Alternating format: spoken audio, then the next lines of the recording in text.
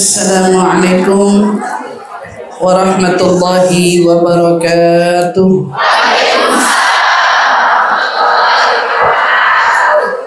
Alhamdulillahi rabbil alamin wa bihi nasta'inu ala umuri dunya waddin. Wassalatu wassalamu ala asyrafil anbiya'i wal mursalin sayyidina wa habibina wa syafi'ina wa qurrati a'yunina Muhammad sallallahu alaihi wa ala alihi wa sahbihi wasallam. Subhanaka la ilma lana illa ma 'allamtana innaka antal alimul hakim. Rabbi zidna ilma warzuqna fahman, amin ya rabbal alamin. Allahumma inna nas'aluka ilma ladunni wal mashrab as-safi al-hani wa hab ya ghani. Allahumma inna nas'aluka ilma ladunni wal mashrab as-safi al-hani wa hab ya ghani. Allahumma inna nas'aluka ilma ladunni wal mashrab as-safi al-hani wa hab ya ghani. Nawaitu ta'allum wa ta'lim wal naf'a wal intifa' wal mudhakarah wal tadhkir wal ifada wal istifada wal hisa 'ala tamassuk bi kitabillah wa sunnati rasulillah sallallahu alaihi wasallam wa du'a ila al-huda wa dilalata 'ala al-khair ibtigha'a mardati wa qurbihi wa thawabi wa husnul khatimah ma'al lutfi wal 'afiyah was salahil 'aqibah bi rahmatika ya arhamar rahimin, amin amin ya rabbal alamin. Alhamdulillah thumma alhamdulillah. Limpahan syukur bersama kita panjatkan kehadirat Allah Subhanahu wa taala yang telah memberikan kita kesempatan untuk belajar, menuntut ilmu, mencari kebaikan, mengejar kemanfaatan, karena semua ini tidak mungkin dapat kita dapati kecuali semua ini dengan izin Allah Subhanahu wa taala. Dan kita orang-orang yang dipilih oleh Allah untuk bisa duduk di majelis-majelis ilmu merupakan orang-orang tentunya yang terpilih. Karena nikmat-nikmat semacam ini tentu tidak Allah berikan kepada semua orang, tetapi hanya orang-orang yang Allah kehendaki saja. Dan kita merasa sangat-sangat bersyukur karena Allah masih menuntun kita, membimbing kita untuk kita menjadi orang-orang yang dipilih ini, belajar, menuntut ilmu, mendatangkan majelis-majelis kebaikan. Karena dengan datangnya tanda-tanda akhir zaman, justru orang itu disebut banyak menjadi orang yang dilalaikan. Tetapi alhamdulillah kita tidak dikelompokkan orang-orang lalai itu, tetapi justru kita dikelompokkan orang-orang yang diberikan kesadaran demi kesadaran, pemahaman demi pemahaman, agar kita kian hari kian mengerti dan kian memahami apa yang diajarkan oleh Nabi kita Muhammad SAW. Terlebih kita yang hidup ini semakin diajari. Apa yang diajari? Kita diajari bahwa hidup ini sementara. Dan setiap dari kita ini pasti akan berjumpa dengan kematian. Yang mana tidak seorang pun dari kita, baik dia hebat dari harta atau hebat dari pangkat, jabatan, prestasi, kecuali pasti akan mengalaminya. Pasti akan merasakannya. Pasti akan bertemu dengan itu semua. Lalu yang menjadi pertanyaan adalah, waktu itu pasti, tetapi menjadi misteri. Allah tidak beritahu kita kapan tepatnya, harinya, durasi waktu yang tersisa untuk kita. Allah tidak beritahu kita. Kenapa? Karena Allah ingin melihat siapa di antara kita yang waspada, siapa di antara kita yang sungguh-sungguh, siapa di antara kita yang hari ini mau terus berjaga-jaga. Bila itu tiba, kita dalam keadaan yang diridhoinya. Kan gitu. Bila waktu itu tiba, kita berada dalam keadaan yang diridhoinya. Maka Sayyidil Habib Umar, guru saya Habib Umar bilang, orang itu akan diwafatkan sesuai dengan bagaimana hidupnya memiliki keterikatan. Dengan apa dia terikat, dengan itulah dia akan diwafatkan. Dengan apa dia tertaut, dengan itu pula dia akan diwafatkan. Artinya dengan apa dia mencintai, dengan itu pula dia akan diwafatkan. Artinya apa? Kalau kita selama hidup itu sukanya kebaikan, sukanya kemanfaatan, sukanya kebaikan-kebaikan yang membawa kita untuk mendapatkan ilmu dan lain sebagainya, insya Allah bila tiba waktunya kita diwafatkan, kita nggak akan berjauhan dengan keadaan-keadaan itu. Artinya kita bisa diwafatkan lagi ibadah, lagi sholat, lagi belajar, atau mau datang tempat belajar, atau pulang dari tempat belajar, kita nggak pernah tahu. Tapi karena keterikatan kita dan ketertautan kita ada pada perbuatan itu, maka kita akan dituntun untuk menjemput kematian dalam keadaan seperti itu. Berbeda dengan orang yang kebalikannya. Mereka hidupnya tertaut dengan pekerjaan. Mereka hidupnya tertaut dengan kesenangan. Mereka hidupnya tertaut dengan kelalaian. Mereka hidupnya tertaut dengan apa? Dengan kemaksiatan. Na'udzubillah. Maka orang-orang yang semacam itu pun akan bertemu dengan kematian yang cenderung. Nah, ini kan cenderung. Kematiannya tidak akan jauh dari perbuatan semua itu. Ya bisa dia sedang kerja dengan kelalaiannya. Dia bisa diwafatkan dalam keadaan na'udzubillah bermaksiat di jalannya. Atau apapun itu. Bisa pergi, bisa pulang. Apapun yang penting tidak akan berjauhan dari situasi itu. Artinya apa? Semua akan diwafatkan dengan apa hatinya bertautan. Semoga kita ini punya hati tidak salah menautkannya. Tautkan hati kita dengan ilmu. Tautkan hati kita dengan Quran, tautkan hati kita dengan ulama, tautkan hati kita dengan ridhonya Allah, tautkan hati kita dengan ridhonya Rasulullah, gitu ya. Dengan itu semua kita bertaut, dengan itu semua kita akan diwafatkan oleh Allah Subhanahu wa taala. Maka jaga itu. Yang sudah cinta ilmu, usahakan jaga cintanya. Yang sudah merasakan nikmatnya cinta Allah, jaga cintanya. Yang sudah merasakan nikmatnya cinta sama Rasulullah, jaga cintanya. Yang sudah merasakan nikmatnya berilmu, bermajelis ilmu, jaga cintanya. Kenapa? Karena menjaga lebih sulit daripada memulai. Orang kalau mau mulai menikah, gampang. Jagain pernikahan, susah.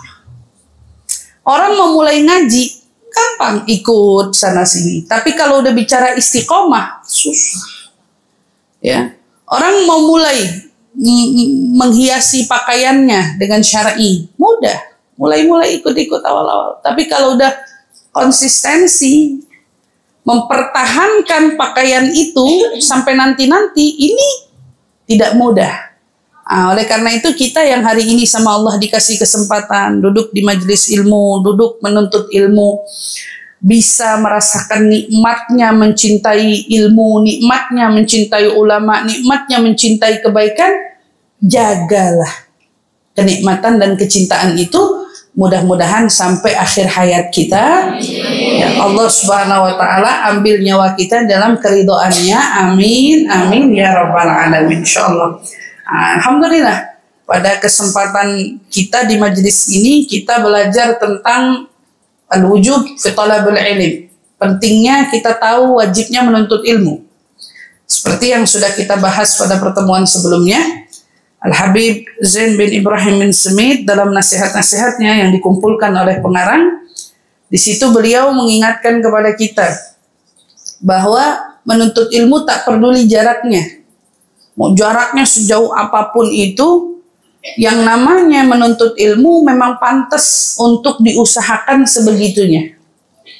Jadi besok kalau dengar kajian jauh tempatnya, ya emang pantasnya ilmu tuh dikejar sejauh-jauhnya. Kalau kamu ngajinya baru di deket-deket aja, kamu tuh belum menjadi perjuangnya menuntut ilmu. Tapi kalau kamu sudah ngerasain nuntut ilmu dengan perjuangan jauh nih Bu, jauh jaraknya, tempatnya, pakai biaya, gitu ya, ngerasain ada sesuatu yang dibayar dan seterusnya, kamu tuh baru ngerasain yang namanya perjuangan dalam menuntut ilmu. Orang biasanya yang sekolah dengan beasiswa sama sekolah yang apa? Yang bayar pakai duit sendiri biasanya sangat lebih menghargai yang bayar pakai duit sendiri daripada beasiswa. Plus minus Ustazah, saya sekolah beasiswa, saya eman-eman banget. Ya karena kalau beasiswa gampang didepak. Makanya yang beasiswa jaga-jaga. Tapi kalau yang namanya belajar sungguh-sungguh dengan uangnya, apalagi anak-anak yang sekolahnya itu bukan dibiayai sama orang tua, tapi sekolahnya dia yang nyari uang. Dia ngerasain tuh capeknya harus kerja part-time. Ngumpulin uang, nyisihin uang. Karena orang tuanya nggak mau bayarin sekolah dia. Misalnya gitu. Orang tuanya nggak mampu. Maka yang berjuang ini nih, bakal eman-eman banget. Kenapa? Dia tahu kerasnya dalam menuntut ilmu. Apalagi menuntut ilmu dalam perantauan. Lebih-lebih tuh. Biasanya dia betul-betul menghargai ilmunya itu di atas rata-rata. Nah, ibu-ibu, orang-orang pengajian juga bisa ngerasain semua itu. Nggak harus jadi santri, nggak harus jadi anak pesantren, nggak harus jadi anak rantau, tapi setidaknya kalau kita dapat panggilan, undangan, kajian, bedanya cuman ini timur, sana selatan, atau ini apa? Ini timur bukan ini? Ini selatan ke utara atau ke barat. Naik busway-nya berapa kali tuh kira-kira? Misalnya gitu ya, naik busway turun dari situ naik apa lagi nggak tahu. Kita ngerasain tuh jauh. Wah, itu tuh baru tuh. Kamu disebut sebagai penuntut ilmu sejati. Atau dari Jakarta sampai kemana? Bogor. Jakarta kemana? Cirebon. Jakarta sampai kemana? Nah, ngejar-ngejar. Iya. Ibu percaya nggak sama saya?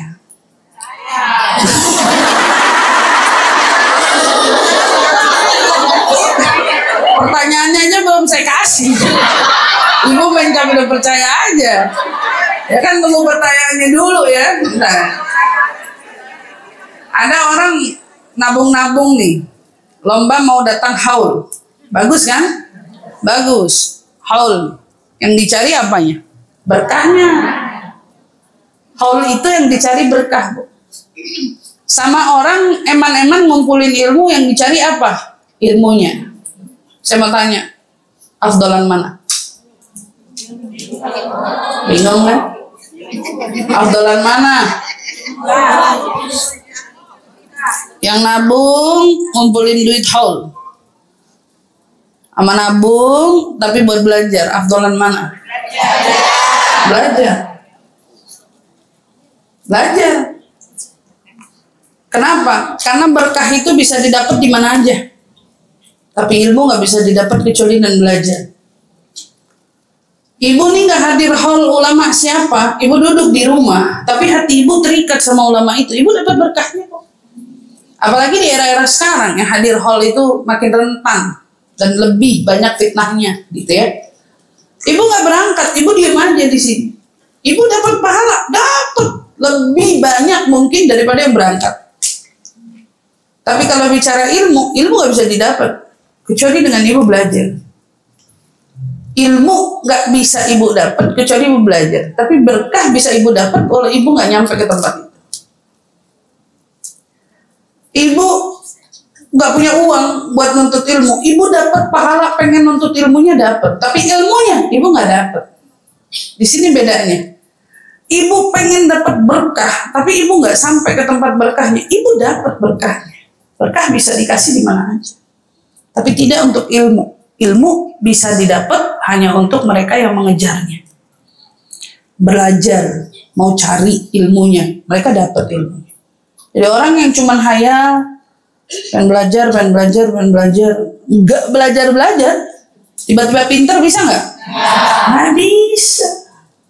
Tapi orang duduk di rumah, dia ta'alluq sama Habib Ali, dia ta'alluq sama Habibnya, Habib Neon misalnya di Surabaya, dia ta'alluq sama Habib Gersik, Habib Abu Bakar Gersik, dia ta'alluq sama mana pokoknya para habaib, hatta yang di Hadramut.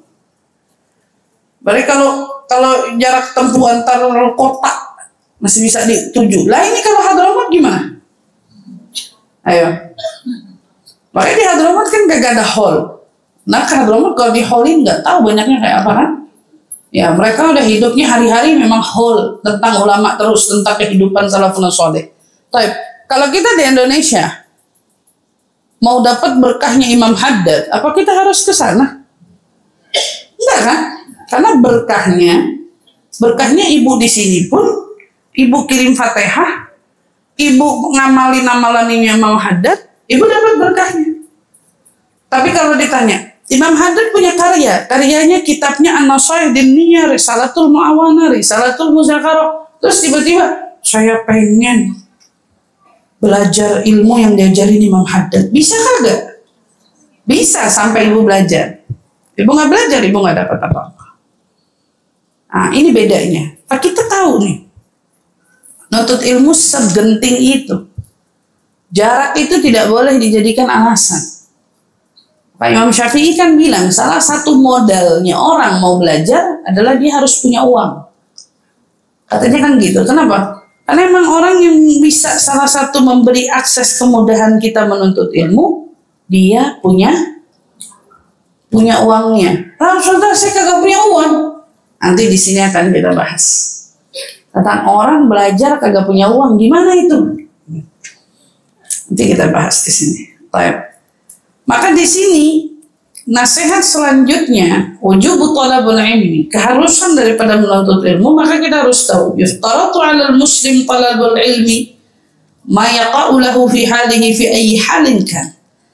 Dalam menuntut ilmu diwajibkan atas orang muslim ya menuntut ilmu itu dalam keadaan apapun dia. Berarti sekalipun katakanlah dia sakit, apa dia berhenti dari kewajiban nuntut ilmu? Enggak. Wajib. Labuddalahu. Kayak orang labuddalahu minas sholat. Orang harus sholat. Sholat ada nggak? Boleh nggak sholatnya? Nggak ada. Dia harus sholat kan? Fayuftaradu alaihi ilma yaqa'u lahu fi sholatih. Maka orang wajib belajar gitu ya, menuntut ilmu, apalagi yang berkenaan dengan urusan sholatnya. Kayak sholat itu tidak pernah gugur kewajibannya, maka orang belajar tentang perihal sholat, hukumnya wajib, bagaimanapun keadaannya. Dia harus belajar, gak bisa enggak. Apapun yang menyangkut urusan sholat, biqadri ma yu'addi bihi fardus sholat. Setidaknya apa yang berkenaan dengan fardunya sholat, kamu orang muslim harus tahu. Jadi kalau ada di sini, kita nih yang belajar masih bingung tentang hal yang menyangkut sholat, berarti kamu masih punya PR, wajib belajar tentang sholat. Hukum kamu datang kajian di sini tidak menggugurkan kewajibanmu untuk belajar hukum sholat. Dan pernah gampangin urusan sholat. Jadi tentang hal yang diwajibkan sama Allah kepada kita dari hal yang fardu yaitu sholat, berarti kan semua hal yang menyangkut sholat itu wajib kita pelajari. Berarti orang muslim harus tahu yang ngebatalin sholat apa. Dia juga harus tahu yang bikin sholat gak sah itu apa. Dia juga harus tahu apapun yang berkenaan dengan hal-hal yang sholat itu dilarang dan diperbolehkan, dia harus paham. Sampai sewajib itu, sampai sejauh itu. Jadi kalau hari ini misal kita temukan kan, misal kalau saya kadang-kadang suka sholat di tempat umum, kadang-kadang tuh saya menghindari untuk sholat di tempat umum. Kenapa? Suka gergetan sendiri. Gitu. Gergetannya apa? Ya Allah, saya malu sama Allah. Kayaknya saya udah ngajar ke sana sini, masih nemuin aja ada orang yang sholat wudhunya kagak sah. Make upnya masih nempel, alisnya masih kepasang, bulu matanya masih nempel, lipstiknya masih menor, gitu loh. Kayak ya Allah, malu banget gitu. Jadi kayak berasa saya nggak nyalahin dia, saya nyalahin saya lah. Saya ngapain dakwah selama ini ya gitu. Kayak kesono kemari ngajar, masih ada aja nih perempuan depan mata saya sholatnya begini model. Itu kan bahasa saya nih, di hati saya tuh ngedongkol gitu ceritanya, kesel gitu. Ya Allah, masih ada aja gitu. Gitu. Padahal kita udah mikirnya sampai istirahat aja jarang gitu. Tapi ternyata yang fardunya masih terabaikan. Kita ngajar sana sini gitu, tapi ternyata yang fardu-fardunya masih miss lah. Ternyata kan gitu, bingung juga ya. Pada saat kita ngajarin fikih, ngajarin kajian fikih, audiensnya pada merem. Audiensnya pada merem, kata aduh nggak seru, kan saya kan lagi butuhnya masalah hati, ya. Masalah hati pada doyan. Pas kita tentang fardu, lah kita harus tahu itu wajib loh Bu dipelajari. Sebenarnya kalau ibu nggak belajar dari saya sekalipun nggak masalah, tapi ibu wajib mencari pelajaran itu. Ibu harus dengar. Alhamdulillah sekarang medianya sudah dimudahkan gitu. Bu kalau buka YouTube-nya para ulama gitu ya, Buya Yahya misalnya, dia ada YouTube-nya tokoh-tokoh ulama lain yang memang kebetulan ngajar fikihnya itu berbab-bab itu berurutan. Saya salut tuh sama yang memikirkan sampai sejauh itu. Benar, karena penting. Ibu simak tuh YouTube-nya fikih sholat, cari gurunya yang ngajar dari kalangan ulama kita. Dan dari salah-salah cari ulama kita Ahlussunnah wal Jamaah, akidah Asy'ariyah. Dengerin tuh fikih Syafi'iynya. Kitabnya kitab apa? Bukan kitab 4 mazhab. Kitabnya jelas Safinatun Najah atau Matan Abi Syuja misalnya, ngesyarahin Abi Syuja atau apa. Pokoknya jelas dah. NU misalnya, kalangan-kalangan kita, orang-orang itu. Dengerin. Fikih sholat penting.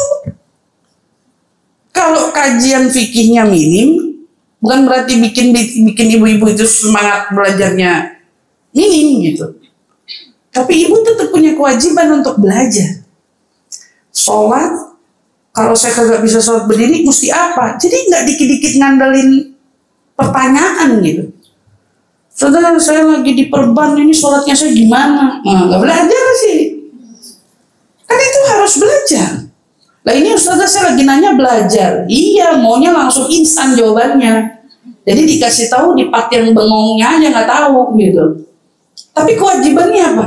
Apapun yang menyangkut fardu sholat, maka itu menjadi hal yang menyangkut kewajiban kita untuk belajar. Kita harus belajar.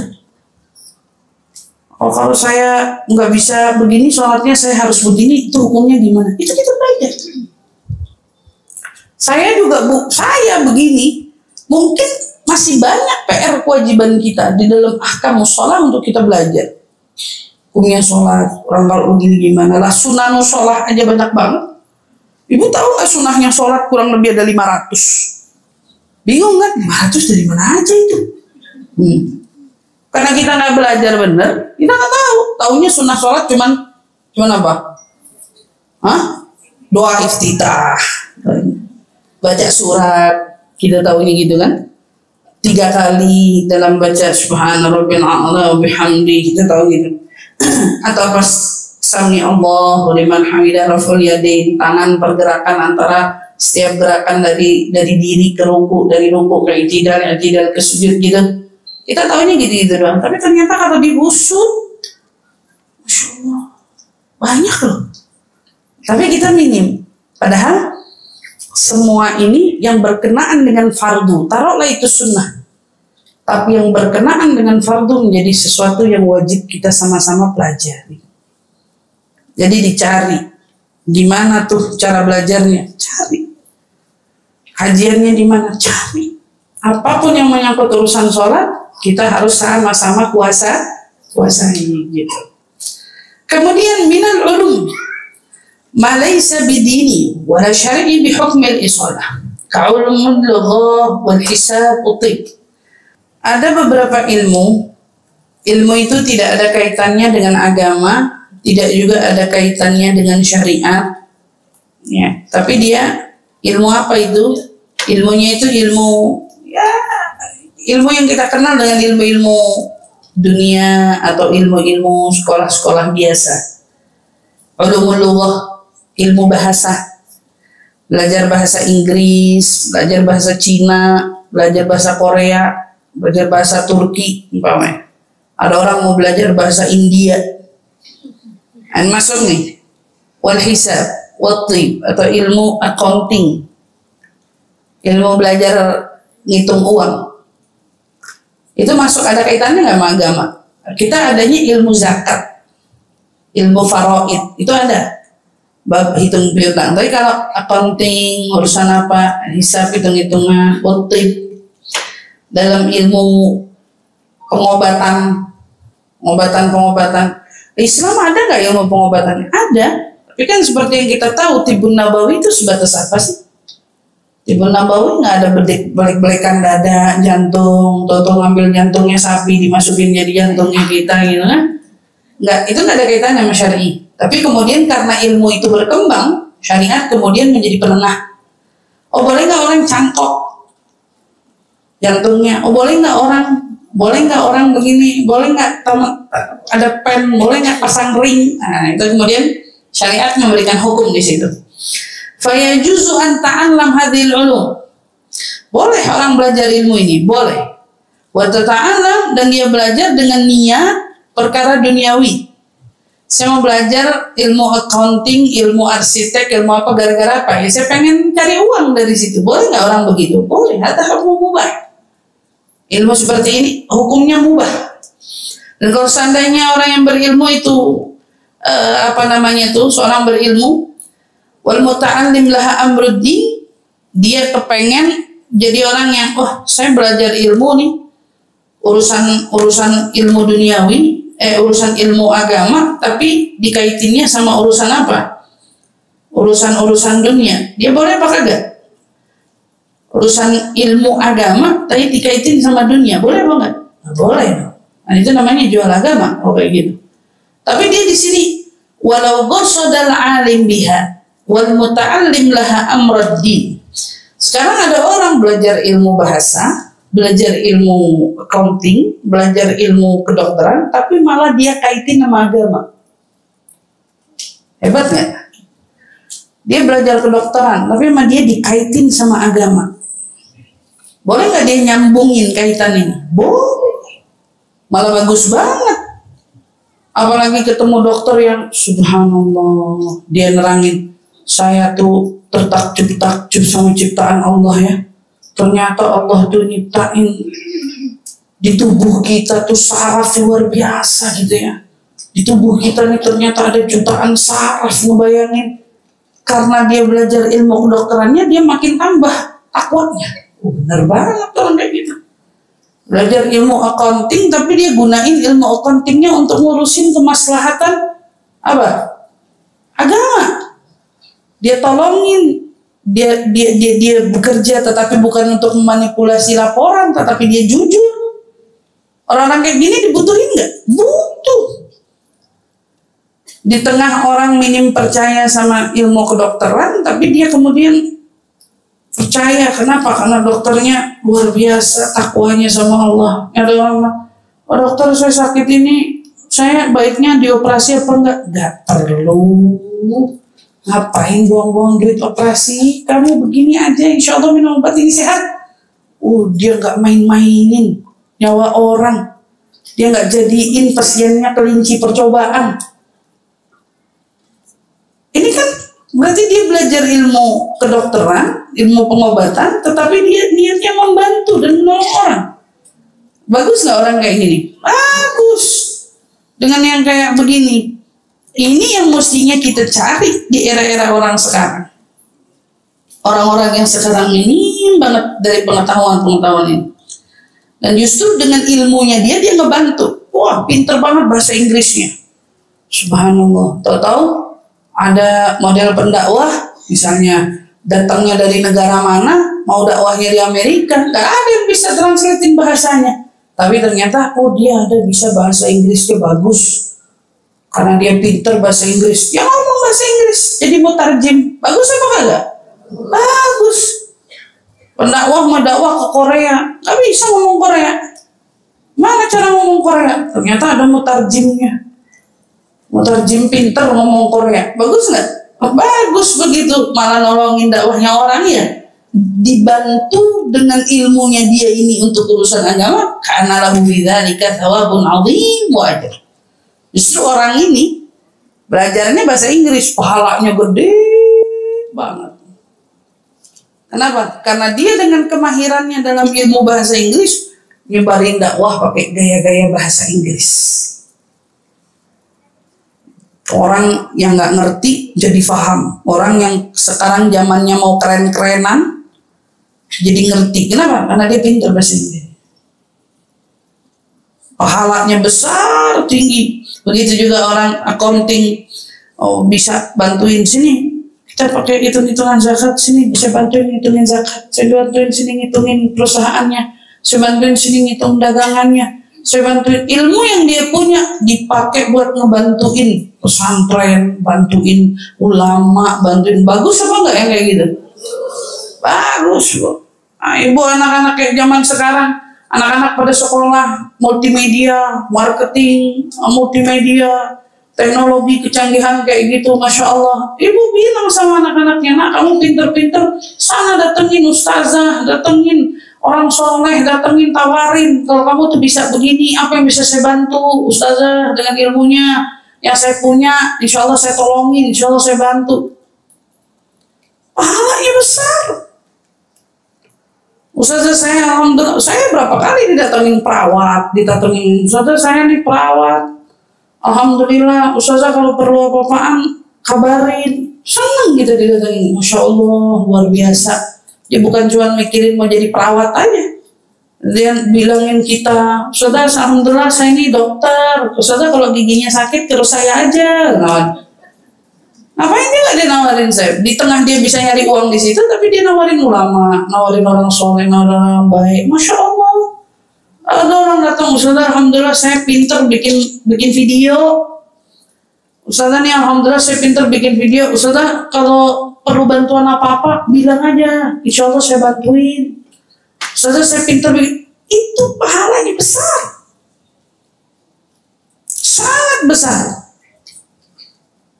Walaupun kita belajarnya ilmu yang gak ada kaitannya sama syariat, gak ada kaitannya sama, tapi kamu kaitin ilmu itu dengan syariat, pahalanya besar.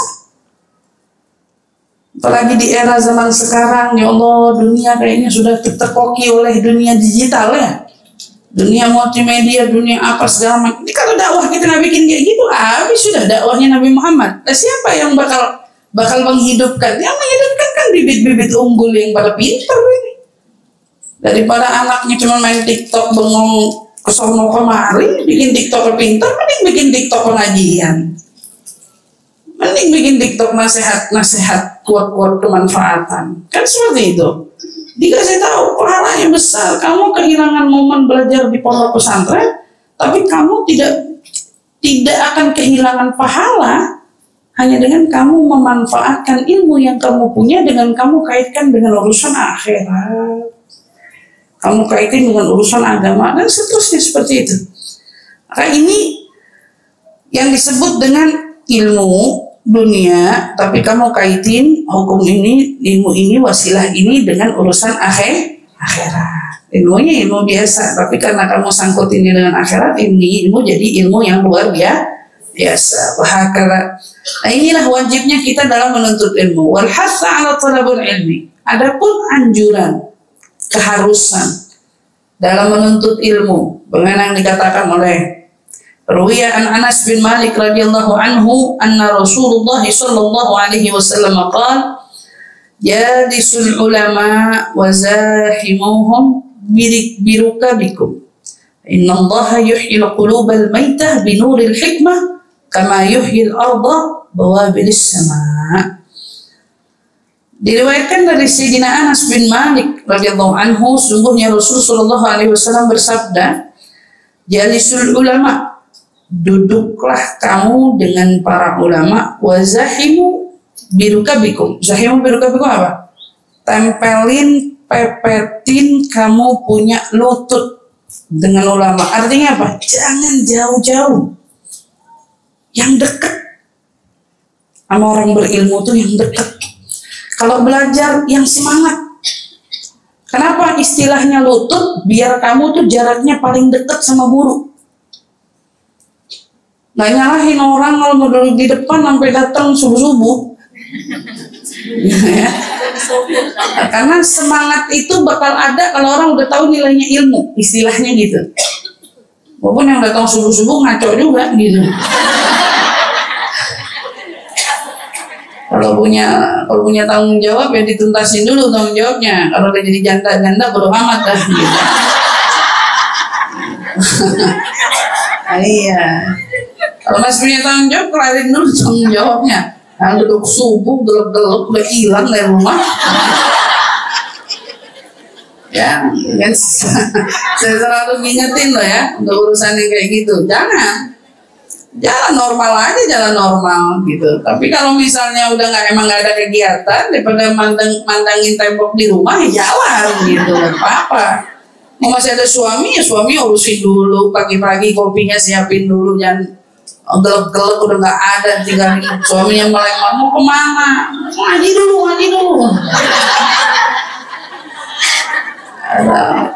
Kenapa buru-buru amat gitu suami dan bilang lutut kita harus dekat sama saya. Salah arti nih. Ya, dulu padatin himpit kita punya lutut ini, suruh berdesak-desakan dengan orang soleh. Biar kenapa? Ya kita disuruh duduk sama ulama, suruh rapatin lutut sama mereka, maksudnya deket gitu istilahnya. Deketin diri kita sama ulama sebisa mungkin. Nah, orang mau lomba-lomba sampai saya pengen depan, pengen deket, pengen mandang ya begitu. Kalau udah tahu ilmunya emang pasti bakal begitu. Tapi ini semua tidak menafikan sampai ya kalau perempuan ya masuknya ranah kategori perempuan ya kagak sampai ninggalin tanggung jawab di rumah sampai anaknya kagak keurusan, sampai anaknya nggak diurusin itu nggak boleh juga kayak gitu. Karena saya juga berapa kali itu dapat ada aduan suami yang adu sudah.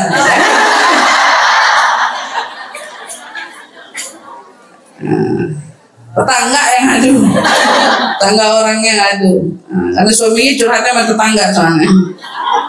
Anaknya nggak diurusin katanya. Nah, itu nggak boleh juga kayak gitu. Anak sampai nggak diurusin, anaknya 24 jam sama HP, gara-gara ibunya pada mau ngajar, mau ngaji, mau hadir kajian, nggak boleh kayak gitu, nggak boleh.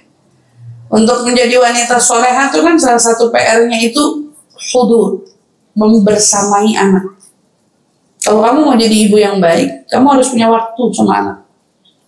Jadi jangan bikin alasan mau ngaji, anaknya malah dicekokin HP, nggak boleh. Ada kalau HP-nya nggak ketahuan nontonnya apa, yang ditontonin apa, yang dilihat apa, nggak boleh kayak gitu. Ya, harus punya waktu, karena ada waktunya Bu. Saya selalu bilang ada waktunya. Ada waktunya ibu hari ini sama anak, capek ngurusin dia, karena umurnya memang butuh pendampingan. Nah, nanti kalau anak udah dewasa, ibu bisa ngaji kapan aja. Tapi kalau anaknya masih butuh pendampingan, jangan dihilangin momennya. Nanti yang nangis ibu sendiri. Karena ibu yang ngegampangin momen itu, entah begitu anaknya dewasa, ibunya malah dituntut. Mama kemarin kemana aja? Mama gak pernah ada buat aku. Ini udah punya masalah aja tau kayak gitu. Kalau mau bener, waktu anak perlu pendampingan, dampingi. Masa-masa pendampingan tuh 0 sampai 7. Ingat ya Bu, 0 sampai 7 anak dampingin. Kalau ibu mau jalan, pastikan anak dipegang oleh orang yang tepat. Ya bapaknya atau neneknya. Yang penting ibu tahu perginya anak gak dicekokin sama HP. Artinya tontonan yang salah lah, maksudnya gitu. Itu pastiin 0 sampai 7.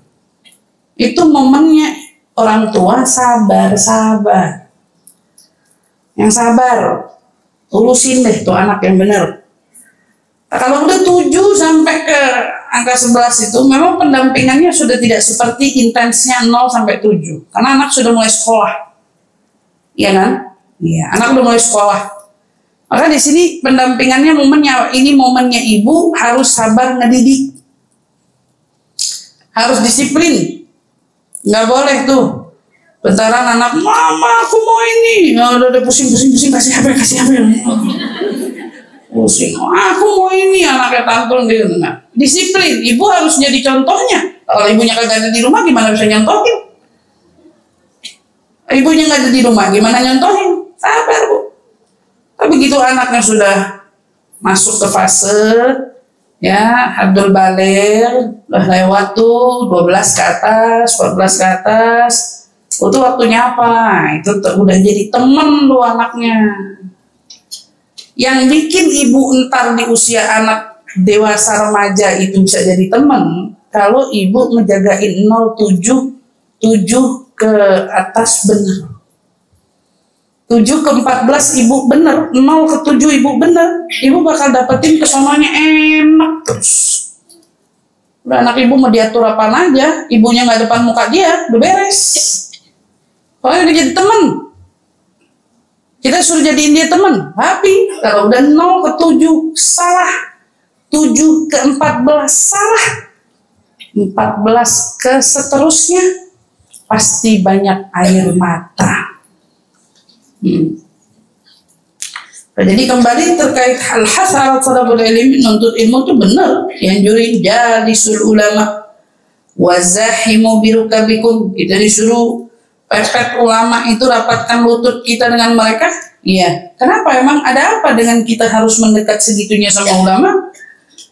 Fa innallaha yuhyil qulubal maitah binuril hikmah. Sungguhnya Allah menghidupkan hati yang mati dengan cahaya hikmah, sebagaimana Allah menghidupkan bumi kita nih yang tandus dengan siraman hujan. Air yang turun dari langit. Berarti apa? Orang kalau hatinya itu gersang, tandus, hatinya kering, hatinya hampa, mati berarti kan hatinya, tandus nih hatinya, gersang. Itu perlu dinyalain, perlu kembali dihidupkan. Cara yang menghidupkan sesuatu yang tandus, air. Airnya itu cuma ada di mana? Majelis ilmu. Cuma ada di majelis ilmu. Ibu mau sholat berapa kali, mau ngaji, mau apa, beda Bu. Tapi kalau udah duduk di majelis ilmu, makanya kenapa orang banyak yang cepat bahasanya tuh cepat insafnya, cepat tobatnya, cepat benernya, cepat jadi orang baiknya saat dia sudah merapatkan dirinya sama majelis ilmu. Kalau cuman ngaji, sholat, ibadah di rumah, sama ilmu kagak, apalagi sampai ngerasa ilmunya udah cukup. Nauzubillah min dzalik. Yang begitu sholat tapi palanya dongak. Ya, zikir, ibadah, tapi dongak. Kenapa? Karena di dalam sholatmu kamu gak diajarin nunduk. Kapan kamu diajarin nunduk menjadi orang tawadu? Kalau kamu nuntut ilmu. Zikir kamu tuh, mabainar wadu wal gabur, dia bisa diterima, bisa kagak. Dan dia bisa bikin kamu itu tumaknina, hati tenang, bisa bikin kamu jadi riya dan sombong. Oh, saya berhasil zikir jalalah sehari 1000, 5000. Kadang-kadang saya suka sedih lihat orang-orang. Untung sholawat itu mau riak nggak riak diterima. Untung. Tapi ulama dari zaman dulu setahu saya salafun saleh nggak ada tuh yang pamer-pamerin sholawatnya sehari berapa. Nggak ada. Walaupun sholawat mau riak pun diterima, nggak ada. Enggak, sholawat cetekannya berapa? Wah, 8.000 foto. Alhamdulillah, hari ini berhasil 8.000. Ngapain begitu? Ya, nggak perlu. Untung sholawat nggak pakai begitu-begitu. Nggak perlu begitu. Enggak, alhamdulillah. Ya, kadang-kadang subhanallah. Sholawat 5.000 hadiahin buat teman tercinta pulang. Doa yang paling indah tuh kan doa yang nggak diketahui, ya kan? Iya, itu doa yang paling mahal. Ada orang yang ibu sayang tiap malam ibu doain, ibu nggak sama ngomong sama dia. Ya lo tahu ya, lo tiap malam lo doain.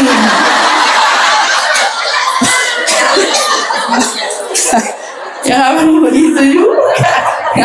Ngapain kita begitu? Doa paling indah kan kita mendoakan orang lain, saudara kita, orang yang kita cintai, mereka tak tahu. Itu doa paling luar biasa, hadiah yang paling luar biasa. Kalau kita ngasih benda ke orang tahu, tapi kalau kita ngasih doa kan orang belum tentu tahu. Tapi Allah Maha tahu. Dan doa kita diijabah oleh Allah Subhanahu wa taala lantaran malaikat mengaminkan doa kita dan mendoakan kita dengan doa yang serupa. Ya Allah. Indah betul.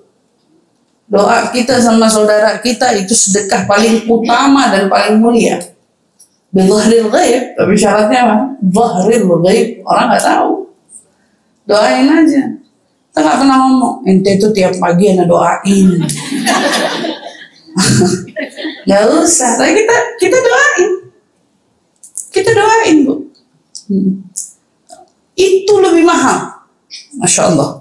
Sekarang kita hati, kenapa banyak sholat iya, semuanya sudah dikerjakan, tapi minim dekat sama kajian ilmu. Minim sekali. Kalau ditanya ngaji Quran melulu. Kadang-kadang saya suka bingung ya sama tokoh-tokoh publik misalnya yang pergi umroh aja, selfie sana sini gitu ya. Emang sih dipandu sama mutawifnya, diajarin cara umrohnya, cara apa. Kamu tahu ilmu lebih daripada itu. Kamu jalan pergi umroh sama bawa ilmu, sama kamu umroh nggak pakai ilmu, beda. Kamu pergi umroh tahu ilmu, kamu tuh menghadap Ka'bah itu, ya Allah, bener-bener kamu tuh debu. Kamu mau foto aja malu kalau bukan mikirin kenangan gitu. Gak mikirin kenangan, takut misalnya mungkin ini momen terakhir, mungkin gak balik lagi ibaratnya gitu. Istilahnya, walaupun sebetulnya memori terindah itu adalah potret yang kau ambil dalam ingatanmu sendiri. Istilahnya kan bahasanya gitu. Benar, orang sekarang gak mau diabadiin, ya udah deh, gak apa-apa diabadiin.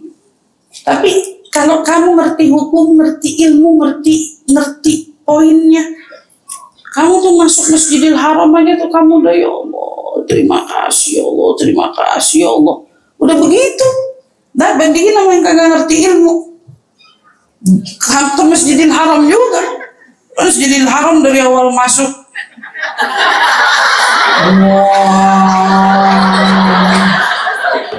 sama gitu juga.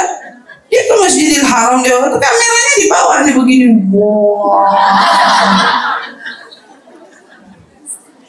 Mana? Nggak ngerti ilmu, umroh beda rasanya. Tapi ngerti ilmu datang umroh beda rasanya. Orang ziarah ke makam Rasul udah ngerti sama Nabi, beda rasanya, Bu. Yang udah paham diam, udah paham kangen sama Nabi, paham artinya rindu sama Nabi, udah ngerti itu tentang betapa mukjizat dan keindahan Nabi, ngerti rahmat kasih sayang Nabi, udah ngerti itu begitu. Tuh ziarah ke makam Nabi, wah, udah nggak tahu kayak apa nangisnya. Walaupun mungkin mereka yang nggak ngerti pun ziarah ke makam Nabi, mereka nangis. Mereka nangis karena mustahil orang yang sampai ke sana hatinya tuh kayak nggak kesentuh, nggak dilembutin, nggak apa. Mustahil, tapi beda. Nggak sama, Bu. Orang datang ibadah ke tempat suci dengan ilmu, dengan orang yang datang tanpa ilmu, beda. Beda, dia sholat ngejar jamaahnya sama yang beda. Tahajud bukan untuk publikasi gitu ya, tapi dia tahajud untuk emang dia mau ngerasain betul-betul munajatnya di sepertiga malam di tanah haram, pengen ngerasain sepertiga malamnya di tanah Madinah, pengen ngerasain gitu. Hari dimana dia pernah dengar kisah Nabi yang katanya setiap malam tuh sujud mohon ampun buat umat ini. Dia di Madinah di sepertiga malam itu dia sujud, dia munajat, dia ngebayangin, ya Allah, terima kasih kau sampaikan aku ke tanah ini yang mana dulu aku pernah didoakan oleh penghuninya gitu. Kamu mau samain, beda, gak sama. Nah, ilmu itu penting. Dan orang memang yang punya istilahnya belajar, deket sama ulama, gak deketin dirinya sama ulama, hatinya hidup. Hatinya hidup. Hati hidup dari tandus, kemudian hidupnya dengan apa? Binuril hikmah.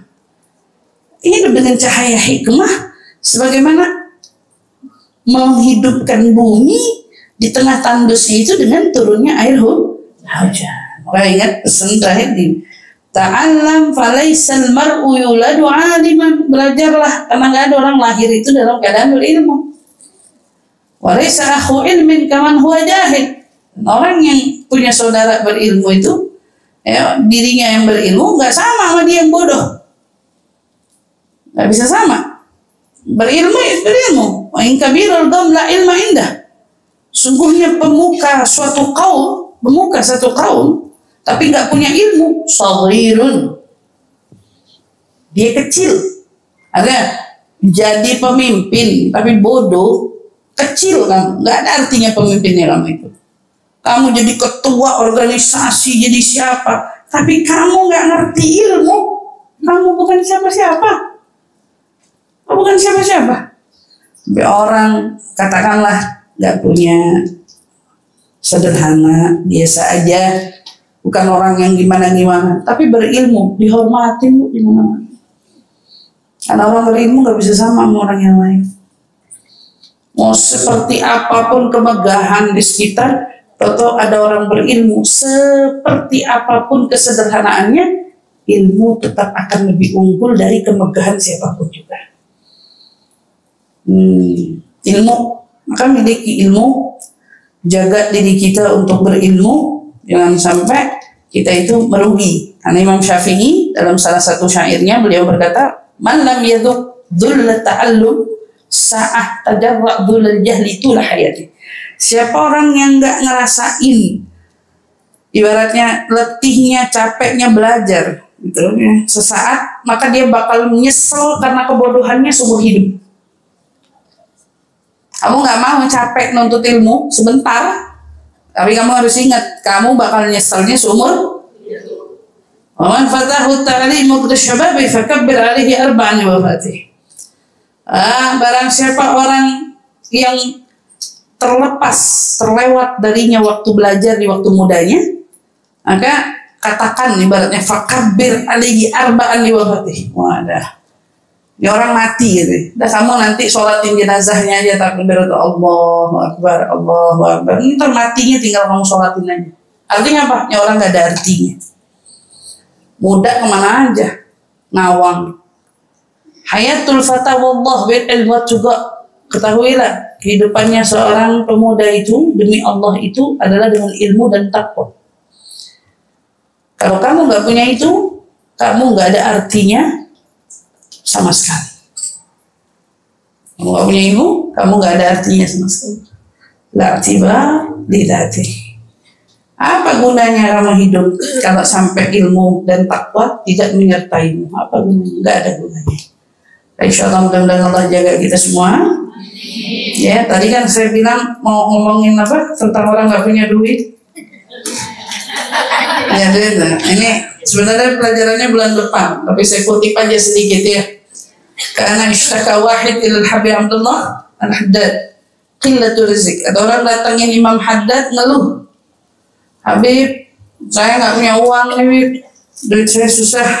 Apa yang dikatakan Imam Haddad kepadanya? Faqala lahu ihmil kitabaka wa tlubil ilmi. Bawa bukumu, tuntutlah ilmu. Bawa bukumu, tuntutlah ilmu. Orang kalau nggak punya duit, jangan malah berhenti nyari ilmu. Karena dengan kamu yang gigih mencari ilmu, Allah datangkan rezeki dari situ. Kalau orang ngeluh, kenapa nggak ngaji? Wah, udah nggak ada barengan, soalnya kagak ada tebengan. Ketahuan gitu. Nah, kenapa nggak ini, nggak apa, nggak ikutan kemarin? Nggak ada, bayar mahal. Kan sukarnya begitu-begitu, mahal bayarnya. Ya udah, nggak mau yang kayak gitu-gitu ya kan, yang hilang apa ilmunya? Bahasanya kan kayak gitu. Jangan pernah lihat nominalnya. Orang tuh lihat ilmunya.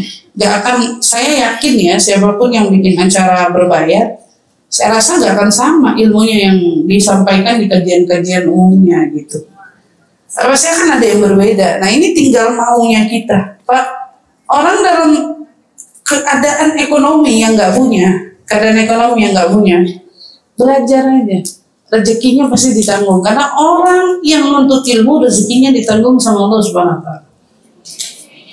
Rezekinya ditanggung. Ustazah, saya punya anak mondok, pusing ustazah bayaran bulanannya.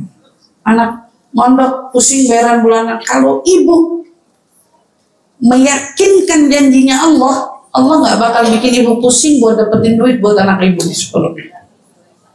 Benar. Karena sejatinya anak yang belajar nuntut ilmu di pondok itu rezekinya kan ditanggung nih sama Allah, karena makannya dari pondok kan.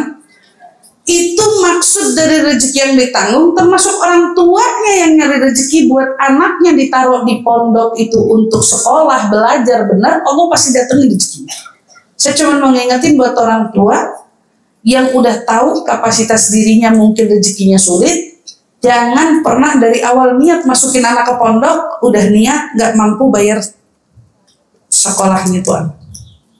Kalau udah dari awal naruh di situ karena dengan niat gak mampu bayar sekolah anak, ibu gak bakalan pernah bisa bayar sekolah tuan. Karena banyak juga tuh orang naruh anaknya di pondok, naruh doang bayar kagak. Ayo, dosa bu. Udah anak dititip, diminta ajarin ilmu, gak tau terima kasih sama guru, malah anaknya ditinggalin gak bayaran. Sampai pondok-pondok itu banyak banget yang ngeluh, mana doyannya gratisan mulu. Ini bukan tentang merasa orang yang mau pondoknya cakep, itu kan butuh biaya. Sekarang Islam cerminannya itu apa bu? Gak bersih, kotor, penyakitan, mau dibiayain gak ada yang bayar. Itu gimana? Itu salahnya siapa? Salah orang tuanya. Dari awal masukin anak sekolah kagak bisa ada bayar, yang penting masuk aja dulu. Dari awal udah salah nih niat, gak bakal punya duit buat bayar. Tapi masalahnya berkah gak berkah bu. Tapi kalau dari awal naruh anak belajar syukur, senyap, Allah pasti datang rezekinya. Saya kenal ada orang, kebetulan dulu ponakan saya salah satunya sekolah di international school. Dia punya temannya dia dari 20 anak, satu dari latar belakang miskin. Dia punya teman satu latar belakang miskin, hidupnya rumahnya jelek. Saya kenal anak Cina, tapi ibunya tekadnya bulat. Saya mau sekolahin anak saya di sekolahan yang mahal. Pokoknya anak saya harus bisa sekolah di sekolahan yang mahal. Saya salut loh sama tuh ibu. Bayar bulanannya nggak murah loh bu. Tuh kok Cina bisa punya tekad kayak gitu. Lagi kita orang Muslim kok nggak ada bayar sekolah anak di pondok 800.000, sejuta 500, sejuta teriak-teriak ya. 800.000 teriak-teriak, nggak kabur, hilang. Kenapa saya ngomong kayak gini? Hidup saya semuanya keluarga dunia pesantrenan, saya tahu. Orang tua yang naruh anak yang segitu kabur, ngilang, nggak ada kabar. Setelah ditagih, ya, insya Allah, sampai pulang-pulangan. Anaknya, nggak dibayar-bayar tuh. Untung pondoknya, guru-gurunya baik, pengasuhnya baik, tapi itu bukan cerminan yang baik. Nilai ilmu gak serendah itu. Jangan kau rendahkan seperti itu. Anakmu dididik, dituntun, diajarkan yang kita gak bisa ajarin dia. Kok bisanya orang tuanya segitu gak pedulinya? Banyak bu pesantren-pesantren yang terlantar karena tidak adanya kepekaan dan tanggung jawab orang tua yang menitipkan anaknya di sana. Kita jangan jadi kayak gitu. Kalau bisa kita maunya apa? Anak gak di pesantren, uang kita nyampe ke pesantren. Harusnya kan kayak gitu. Saya anak udah gede-gede, udah gak ada lagi yang di pesantren. Apa yang bisa kita lakuin? Bantu pesantren. Boy-boy itu punya rumah nganggur jadi pesantren sama dia. Itu yang harus kita lakuin. Anaknya udah gak bisa pesantren, tapi dia bikin pesantren. Kita anak udah gak bisa kita masukin pesantren, uang kita jangan gak nyampe ke pesantren. Kasih para ulama kita, guru kita, yang bangun pesantren, ngedidik anak-anak orang buat jadi hafal Quran, buat jadi paham agama, buat jadi ngerti untuk tentang agama. Kirim uang kita, anak kita nggak bisa kekirim, uang kita jangan kekirim juga. Insya Allah mudah-mudahan kan dengan kita punya merasa kewajiban tanggung jawab semacam itu, ya Allah, nilai ilmu orang-orang yang ngajarin, semua anak-anaknya di pondok pesantren dikasih rezeki sama Allah Subhanahu wa taala dari rezeki yang gak diduga-duga ya Allah. Sama orang tua yang masukin anak ke pesantren gitu juga. Kalau yakin gak mungkin Allah gak kasih. Gak mungkin Allah gak kasih. Allah pasti kasih. Mudah-mudahan Allah kasih kita semua rezeki yang luas, yang halal, yang barokah, agar kita semua ya Allah bisa dengannya menuntut ilmu dengan penuh kebaikan, ataupun jikalau tidak untuk kita, setidaknya bisa untuk anak keturunan kita, atau juga untuk seluruh kaum muslimin dimanapun mereka berada. Semoga sarana-sarana yang mengajarkan umat Islam dalam menuntut ilmu Allah perbaiki, Allah jaga, Allah lindungi, Allah datangkan kepada mereka rezeki yang luas, yang halal, yang barokah, insyaallah. Amin, amin ya rabbal alamin.